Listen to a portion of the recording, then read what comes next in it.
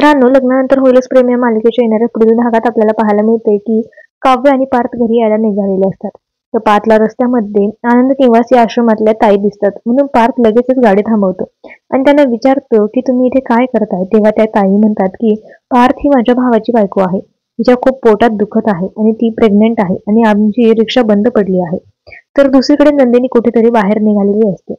तेव्हा जीवा तिला अडवतो आणि सांगतो की तू जिथे कुठे निघाली आहेस ना, तिथे एकटी जाऊ नकोस. मी येतो तुझ्यासोबत.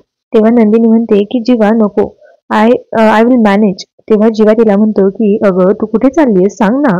ती तरी सांगून जा. नंदिनी त्याला काही न सांगता निघून जाते आणि ती जेलमध्ये दीपकला जाऊन भेटते, असं आपल्याला पाहायला मिळणार आहे. तर प्रेक्षकांना आता नंदिनी दीपकला जे आहे ते नेमकं काय सांगणार आहे आणि दीपक तिच्या नंदिनीच्या बाजूने उभा राहणार का, तिला मदत करणार का, हे सगळं पाहणं मालिकेत रंजक असणार आहे. पण तुम्ही मालिका पाहताय का? मालिका तुम्हाला आवडते का? ते कमेंटमध्ये कळवायला विसरू नका. धन्यवाद.